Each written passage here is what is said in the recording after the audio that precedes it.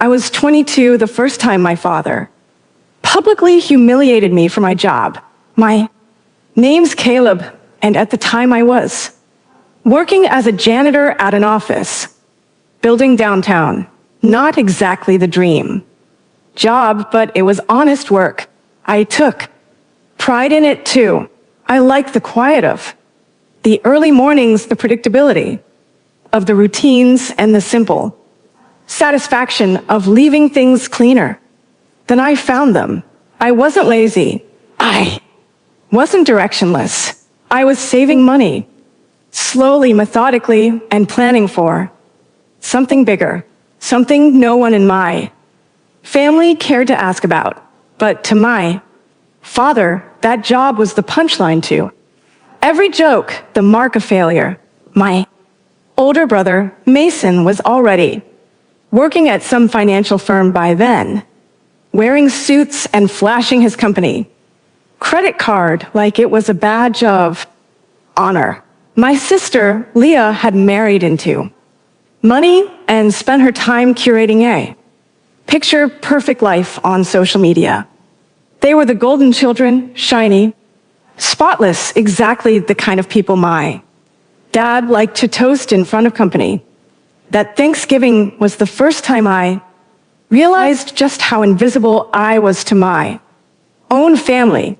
It was the usual big, extended gathering at my parents' house. Turkey roasting, kids screaming, wine flowing, and adults laughing louder than necessary. I'd shown up with a homemade pie and a six-pack like I always did. And as usual, no one really acknowledged me beyond a distracted, "Hey, Caleb." Dinner was loud and chaotic, the way it always was, with my dad holding court at the head of the table like he was some kind of emperor. He'd always liked having an audience. And of course, he loved his little speeches. Every holiday, he'd raise his glass and toast to something, family, health, the good old days. But this time he went off script to the kids who made something of themselves, he said, grinning at Mason and Leah, to hard work that actually leads somewhere, and to never ending up cleaning toilets for a living. I remember the pause after he said it, the way everyone chuckled, nervously glanced at me, then quickly looked away. Mason smirked and clinked his glass with Dad's. Leah pretended not to hear, but her husband let out a snort and muttered something under his breath. I didn't say anything. I didn't even finish my food.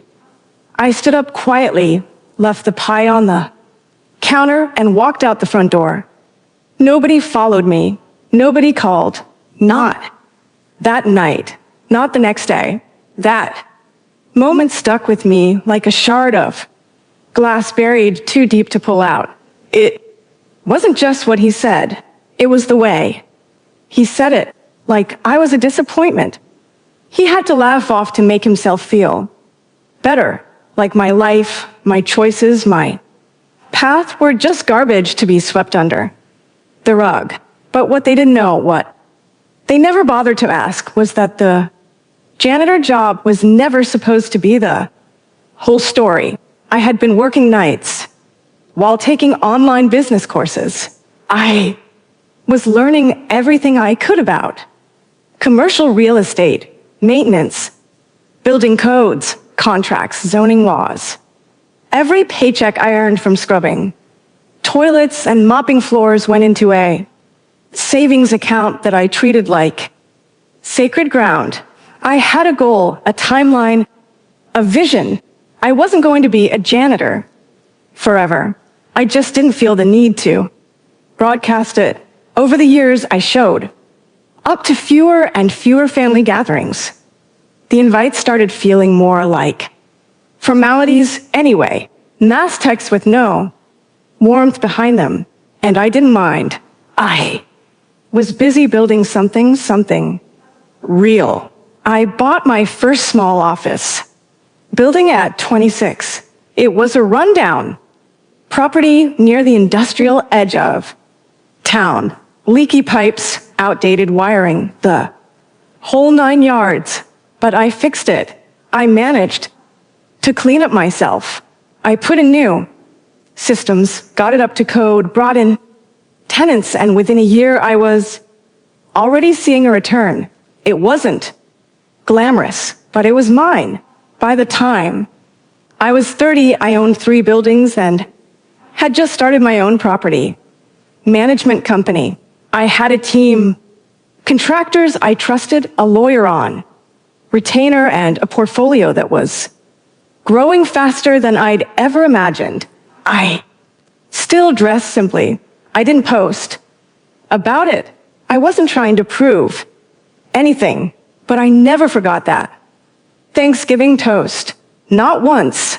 It wasn't until a couple years later that I saw him again in person, not at a family event, not at another holiday dinner, but sitting outside my office building, in the rain, in a wrinkled shirt, holding a manila folder in his lap, like it contained the last scraps of his dignity. At first, I didn't recognize him. He'd aged badly. His hair was thinner, his posture hunched. The man who used to fill a room with his voice now looked small. He didn't see me approach, just kept staring at the glass doors like he was unsure if he should even go in. When he finally did look up, our eyes met, and the look on his face, it said everything he knew.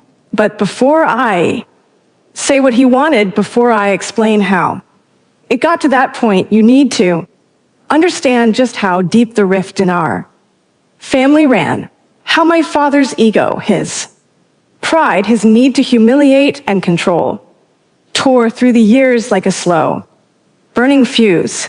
Because that Thanksgiving toast was just the beginning. The real fallout started after that. One choice, one snub, one insult at a time, until it all came crumbling down. I didn't stop speaking to my family altogether after that Thanksgiving toast, but something in me shifted. I became quieter, more guarded. Phone calls felt more like obligations than conversations. I kept them short, polite, distant. My siblings didn't notice. My dad certainly didn't. And my mom, well, she never challenged him on anything. She had perfected the art of looking away. Over the next couple of years, the pattern only hardened. Every family gathering followed the same script. Mason would talk about his latest promotion or his new client bonuses, and Dad would nod with pride, throwing out lines like, "That's how you build a future," or, "Now that's a man with direction." Leo would flash photos of her kids in private school uniforms, her husband chiming in with stories about ski trips and backyard renovations. They'd all talk over each other like they were auditioning for the spotlight. And me, I'd just sit there sipping water, answering direct questions with as few words as possible, waiting for an excuse to leave. The real breaking point didn't come all at once. It started with little things, tiny cutting remarks Dad couldn't help but throw my way. Still, mopping floors, Caleb, if you'd followed Mason's lead, you'd have a corner office by now.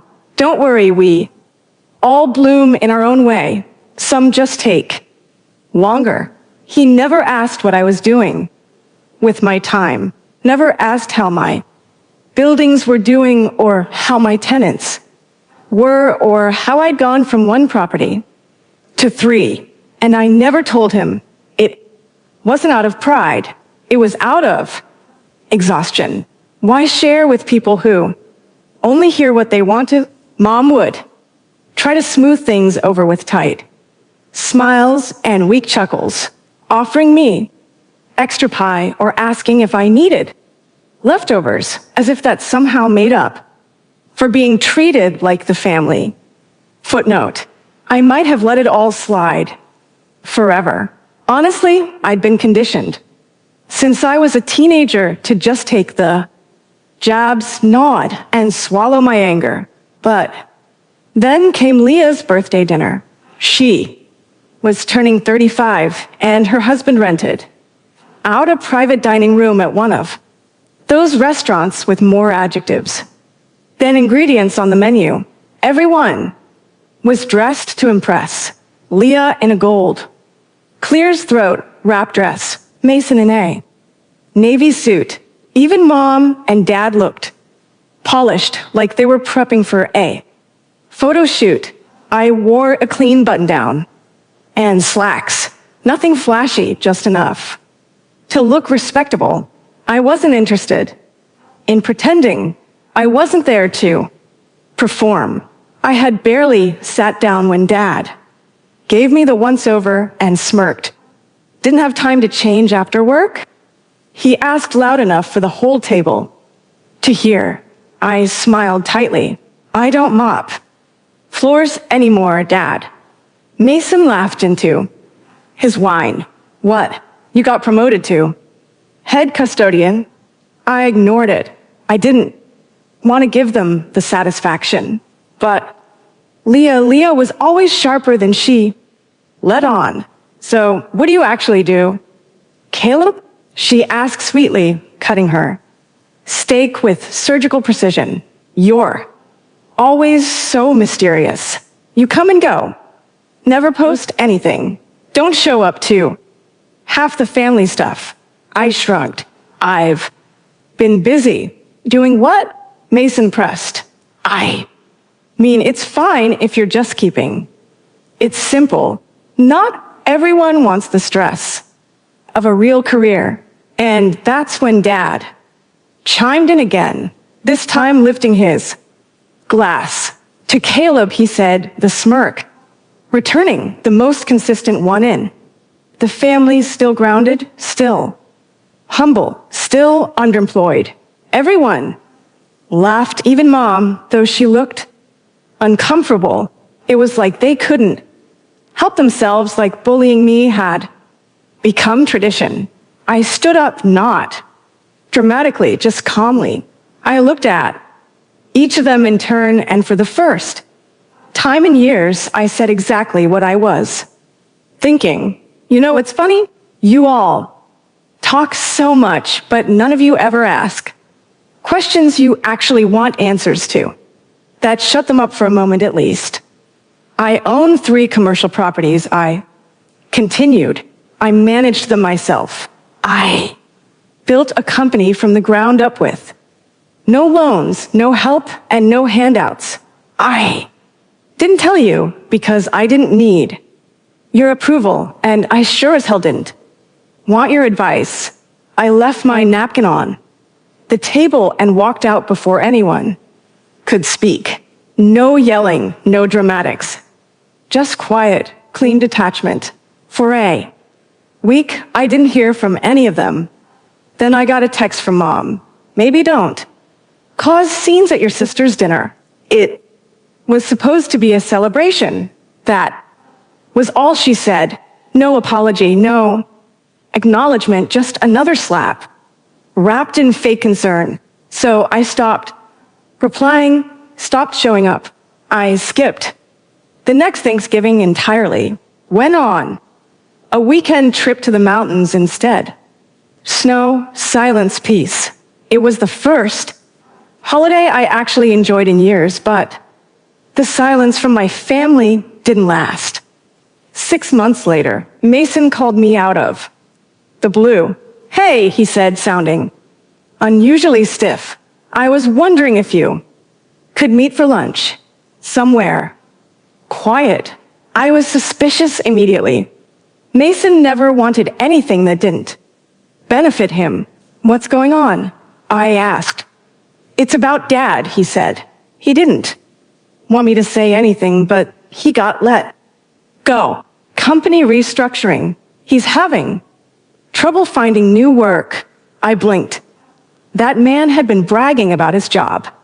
Security since I was a kid. So I said, "He's struggling, man. Mom's worried. He's not talking to anyone. Just sits around the house all day. He's applied to places, but no bites. It's been months." I could hear the hesitation in Mason's voice, the careful way he was building up to something. He saw your name on a building downtown. He finally said, "One of your tenants mentioned you."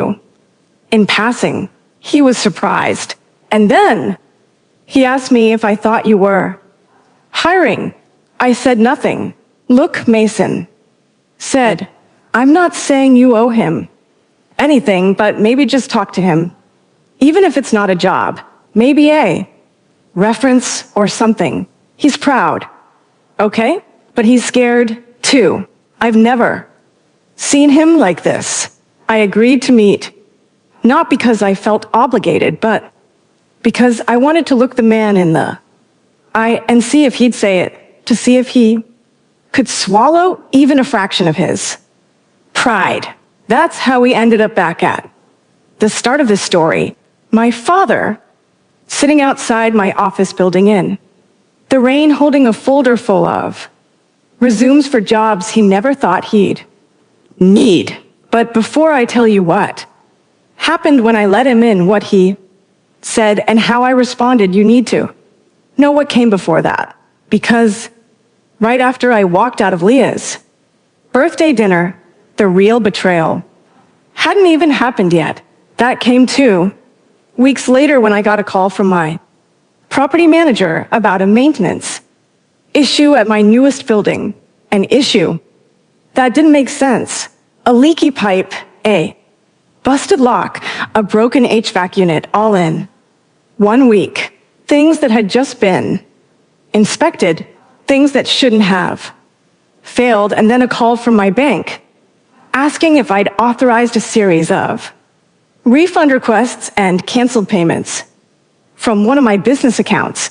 I hadn't, which led me to check the internal admin software we used for building operations, which led me to see who had logged in remotely, which led me to one very unexpected email address, an old family email address one dad used to have when he helped Mason set up a small investment site years ago.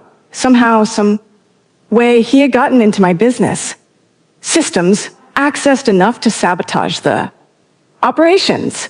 And when I traced the IP, there was no mistake. It came from my parents' house, and that's when the story really changed. I didn't sleep the night I confirmed the sabotage came from my parents' house. I just sat there in the dark staring at my laptop, the pale glow of the screen painting the walls with a cold, sterile light, the email address, the IP trace, the system logs. It was all right there. My father had not only disrespected me for years, not only belittled every choice I'd made, but now he'd actively tried to ruin what I built. At first, I didn't want to believe it. I went back and forth with myself. Maybe it was a mistake. Maybe it was Mason. Maybe the IP was spoofed. Maybe someone else used the network. I was grasping at anything that would let me avoid the truth. But deep down, I knew it made too much sense. The timing, the precision, the way everything had hit at once like dominoes falling. My father didn't understand much about modern systems, but he wasn't dumb. He was a man who'd once managed an entire department, ran audits, handled accounts. He knew how to mess with logistics. He just never used that knowledge against me before until now. I tried to confront it rationally. I took screenshots. I documented the timestamps. I pulled security camera footage from the offices to show who Hadn't been there when the maintenance. Requests were logged or accounts. Accessed. I built a quiet case, not for a lawsuit, at least not yet, but for myself to confirm that I wasn't. Imagining things that the betrayal was real, but even knowing the facts didn't make it hurt less. I was hollow for weeks. Went through the motions, nodded. Through meetings, signed papers without reading them twice. My assistant, Leah, noticed first. She kept asking if I was okay, offering to take things off my plate, but I just told her I was tired. She didn't press. She was good like that, knew how to give space without leaving me alone. The real blow didn't come from the sabotage itself. It came when I finally drove to my parents' house and walked in unannounced. Mom was in the kitchen frosting cupcakes like it was any other Tuesday. She blinked at me, surprised but smiled. Caleb, sweetie, you didn't say you were stopping by. Want coffee? Where's Dad? I asked flatly. Her smile faded. He's in the garage. What? I didn't answer. I just walked past her, through the living room, past the old pictures of Mason's graduation and Leah's wedding. There were no pictures of me on the walls. When I opened the garage door, he was sitting at the workbench sorting through a box of old tools like he was waiting for someone to need him. He looked up, startled, and his face stiffened. Didn't expect to see you. Here, he said. I held up the folder I brought with me. Inside were the printouts of the logs, the traces, the screenshots. I handed them to him in silence. He took one look and scoffed. You came all the way here for this? He asked. I waited. He set the papers down on the bench like they bored him. So, what if I looked into your little business? Thought maybe if you were serious about growing, you could use some structure. Your systems are a mess. Caleb, you're running it like a janitor. My mouth went dry. You accessed my accounts. You triggered false work. Orders. You tried to tank client. Confidence. He shrugged. I was testing your setup. You're the one who's always so sensitive. I stared at him, disbelief flooding every cell in my body. You really think this is your version of help? I think you've spent too long thinking small. I thought if you saw where the cracks were, you'd wake up and finally let someone with experience help. You run things. I laughed, not because it was funny, but because it was so insane, so self-righteous. That laughter was the only thing between me and screaming. You didn't help. You sabotaged. You humiliated me in front of the family, and now you break into my systems and you call it help. I build a career from scratch. Caleb, he snapped. I know how to run an operation. You just lucked into some property and suddenly think you're a mogul. Lucked into? I whispered. He stood up, towering over the bench now, his eyes flashing. You're not special, son. You're just bitter because your brother passed you by. You always have been. I didn't respond. I didn't argue.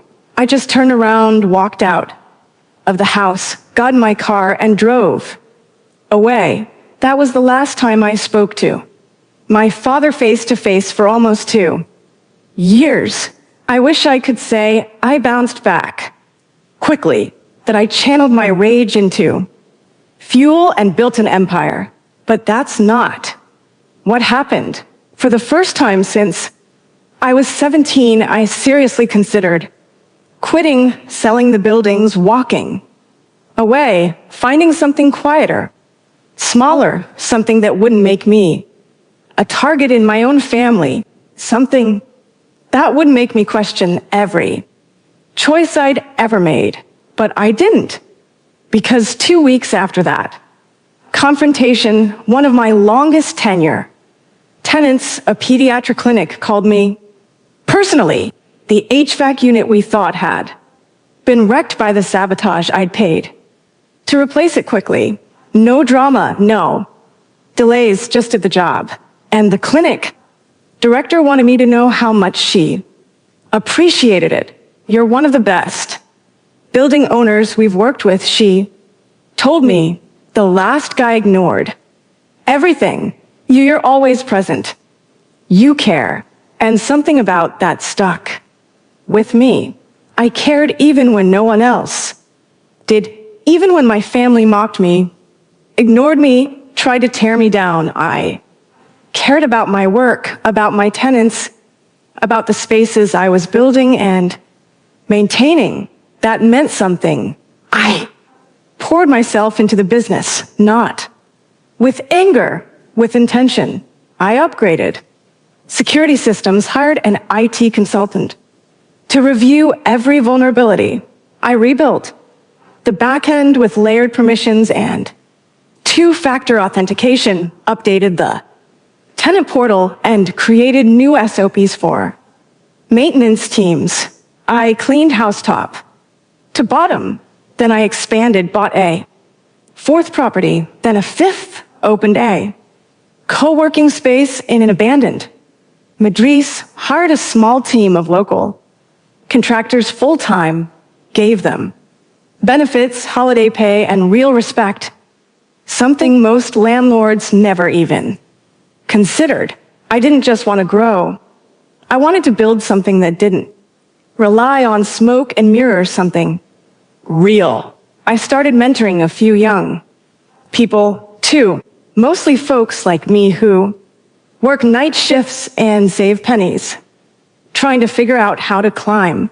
I didn't broadcast it, but I made space for them, answered emails, took calls, showed them what I'd learned the hard way. And slowly, quietly, the weight started to lift. I stopped checking my family's social media, stopped comparing my milestones to Mason's vacations or Leah's curated perfect life. I unfollowed them, muted the group chats, and carved out a life that made sense to me. The buildings became more than just real estate. They became symbols of what I'd survived, what I'd outgrown, and every lease signed, every tenant retained, every system improved. It all felt like reclaiming a little more of myself. But the past has a way of circling back, and 2 winters later it did. That morning I came in early. The sky was gray, soft flurries falling. Outside the large glass windows of the downtown office building I'd bought 6 months earlier, the coffee machine sputtered to life in the break room. I was reviewing new leasing agreements when Leah poked her head in. Hey, she said, hesitant. There's someone outside. Said he's here about a job. I looked up confused. A walk-in? She nodded. But Caleb, it's your father. I froze, then stood, walked to the lobby. Windows, and there he was. Same man. Same cold smirk, softened by years of wear, holding a folder, standing in the snow like he didn't have anywhere else to go. He'd returned, but this time he wasn't there to gloat. He was there to ask for something, and I hadn't yet decided if I was going to give it to him.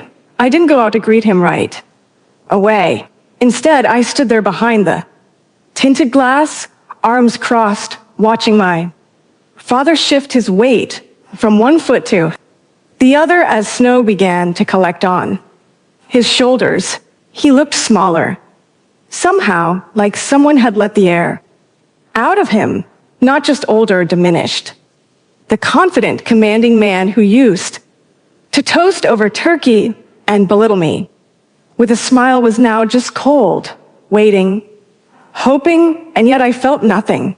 No satisfaction, no anger, no urge to gloat, just a strange, heavy stillness, like the silence before a storm you already know is coming. I turned to Leia. Don't let him in yet. Her eyes widened. Are you sure? Yeah, let him. Wait a bit.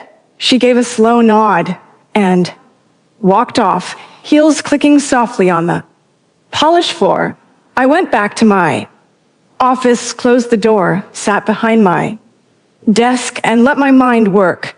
I thought about everything that had led to this moment, the years of snide remarks, the public humiliation, the sabotage he tried to frame as help, and now here he was, jobless, desperate, standing outside the building I owned, looking for a way back into something he had no hand in building. The irony was almost too perfect, but I wasn't interested in petty revenge. Not anymore. I wanted something that would last, a message he couldn't ignore, a lesson he couldn't twist into pride. So I started planning. The first thing I did was pull up the folder I kept labeled contingencies.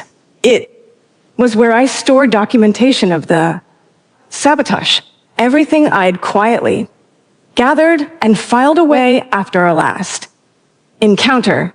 Back then, I didn't know if I'd ever need it, but something in me couldn't let it go. And now it felt like a loaded chamber waiting for a trigger. I printed a few choice pages, IP logs, system access, timestamps, not everything, just enough to remind him I hadn't forgotten. Next, I call my lawyer, Sam. He was sharp, discreet, and had been on retainer since the second building. Hey, I said, hypothetical question for you. Let's say someone with a history of hostility towards you showed up looking for work, someone who had previously accessed your business systems without permission. Could you legally hire them and also use that contact to secure protections in case they ever tried something again? There was a pause. Hypothetically, Sam asked. Hypothetically, you could, but you'd want an airtight contract. Boundaries, NDA, limited access, monitoring. Might even be worth it to create a role just for that. Nothing essential, but enough to keep them close. I nodded even though he couldn't see me. Got it. Thanks, Sam. Caleb, he added, voice low. You sure about this? No, but I'm not planning to offer him a job. I'm planning to offer him a mirror. After the call, I reached out to Leia. Bring him in. She hesitated. Want me to sit in? No, this one's mine. I stood as the door opened, and my father stepped inside. He looked around, taking in the office, the dark wood paneling, the subtle modern furniture, the framed certificate on the wall, my LLC's registration. He lingered on it a moment longer than necessary. Then our eyes met. Caleb, he said, voice scratchy. Thanks for seeing me. I gestured to the chair across from me. Sit, he did. There was a long pause, heavy with everything unspoken. He cleared his throat. I know this is unexpected, but I figured I'd try. Things have been hard lately. I said, nothing. I know I haven't always been the most supportive, but I'm looking for something stable now. Thought maybe if you had something. I let the silence stretch until it bordered on cruelty. Then I opened the folder and slid it across the desk. He looked at it, then back at me. I remember this, he said softly. So you kept it? I nodded. I keep a lot of things. He didn't open it, just rested. His hands on top. I was wrong. He admitted about a lot. I wanted to believe you were still figuring things out, that I still had time to teach you something. But I see now you built this. Without me, you don't need my help. No, I said calmly. I don't, he swallowed. Hard, but you came here anyway. He nodded. I don't have anything open that fits your background, I continued. And frankly, you're a liability. I can't risk another breach. His face tightened. But I said, I can offer you something. His eyes lifted. I have a new division. Property inspections. Nothing glamorous. Just routine checks. Plumbing, HVAC. Structural walkthroughs, fieldwork, clipboards, reports, entry-level stuff. Contract only, no admin access, no. Systems, no keys. His face fell just slightly. Sound beneath you? He shook. His head slowly. No, not anymore. I leaned forward. If I bring you on, it's with full monitoring, weekly check-ins, random reviews, any deviation from the route, any missed appointment, and you're out. He nodded again, smaller. This time, and you sign a statement, acknowledging your past interference and agreeing to cease all access attempts or communications related to my internal systems permanently. I pulled out the pre-drafted agreement from Sam and slid it over. He took it, read a few lines, then looked up. You already had this ready. I knew you'd come eventually. I said, I just didn't know when. He looked down again, then signed. When he handed it back, I didn't smile, didn't shake his hand. I simply stood. LLA will give you your schedule. You start Monday. He rose too. I searching mine for something, gratitude, maybe forgiveness. But I wasn't offering that. Not yet. As he turned to leave, I added one more thing. He looked back. This doesn't change the past. You may be working under me now, but don't mistake that for acceptance. He nodded slowly, then walked out. I sat back down, heart pounding, not with anger, but with a strange, calm clarity. This wasn't revenge. This was reclamation. But it wasn't over yet, because I wasn't just planning to keep him close. I was going to show him day by day, building by building exactly what I had built, what he dismissed, what he tried to break, and what could never be taken from me. Again, I didn't want an apology. I wanted him to see the truth and live with it every single day. He showed up on time that first Monday, gray jacket, stiff posture, the folder I'd given him, tucked under his arm like a schoolboy's homework. Leia handed him the checklist, explained the system, showed him how to scan QR codes posted in each mechanical room and maintenance corridor to verify that he'd completed his inspections. He didn't say much that day, just nodded, listened, wrote everything down. It was strange seeing him like that, subdued, compliant, quiet. Not once did he comment on the office layout. Not once did he suggest improvements. The man who once dominated every room with his presence now barely made a sound. But I knew him too well. That silence wasn't humility, it was shame. And the real revenge that came slowly. Every building he was assigned to, every clipboard he carried was a reminder that he didn't own the empire. He was a part-time field tech on a probationary contract. He was no longer the voice at the head of the table. He was the man who reported to His son, the man who once made a Thanksgiving toast mocking janitors, was now, by every stretch of the imagination, doing janitor-level work and under strict surveillance at that. The system I put in place didn't leave room for excuses. Every entry point had a camera. Every QR scan recorded a timestamp. Every tenant could leave feedback. And I made sure his schedule included the very building he once drove past and mocked me for that dump downtown. He used to call it the one I had flipped into a co-working hub now full of freelancers, startups, and 2 local newsrooms. A building where once a week he now had to check the boiler room, wipe dust off the ceiling grates, and log airflow reports. I never humiliated him in public. I never raised my voice. I didn't have to. I let the silence speak. I let routine be the punishment, the new normal, but the real fallout, the one that cracked his pride into pieces, came from the rest of the family, because I didn't just stop at hiring him. I updated my will.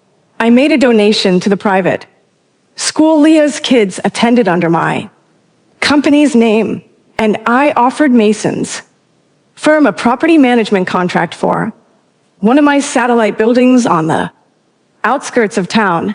When the paperwork came in, he read the owner's name and called me immediately.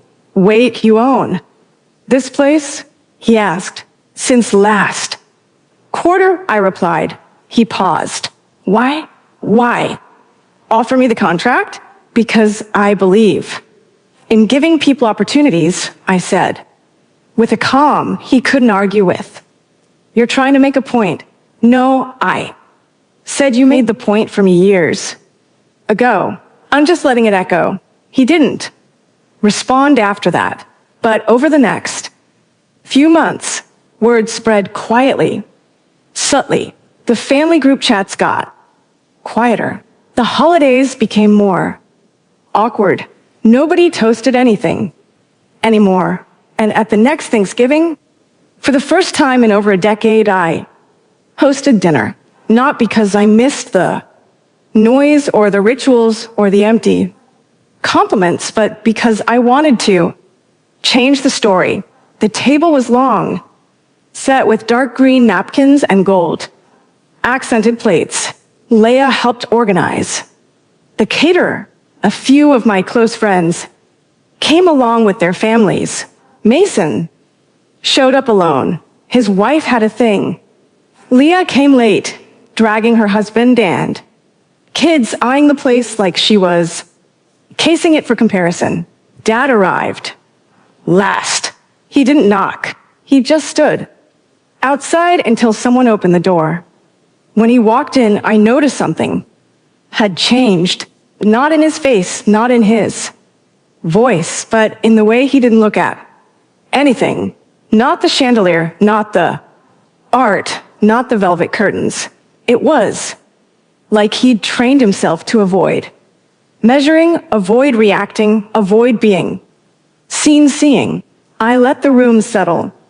Before I stood at the head of the table, everyone turned to me and I raised my glass to old rolls. I said, the ones we outgrow.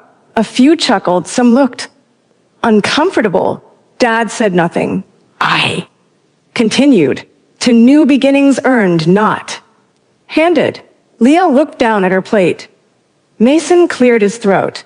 To the people who build quietly, I added. To the ones who were underestimated, dismissed, ignored.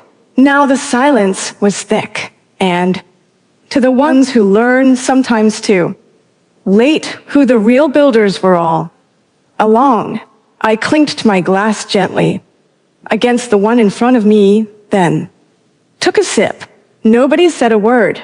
After dinner, while the others made polite conversation or hovered around the dessert table, Dad stepped out onto the back patio. I followed. He didn't look at me. I don't know what you want from me, he said quietly. I come to work. I don't complain. I stay out of your way. I don't want anything, I replied. Not from you. He looked down at his hands. They were shaking slightly. I'd never seen them do that before. I'm sorry, he said. Not loud, not rehearsed, not even fully formed, but it was real. And I nodded. Okay. We stood there for well, just breathing in the cold air. He didn't ask for more. I didn't offer. But when he came to work that Monday, he was 15 minutes early and he stayed late. Months passed. Then a year his contract ended, but I extended it. Slightly better pay, same role. He never asked for more, never overstepped. Something in him had settled, not submission, exactly, just reality. And over time, the tension eased. We never became close, never had long father-son talks or play catch-up.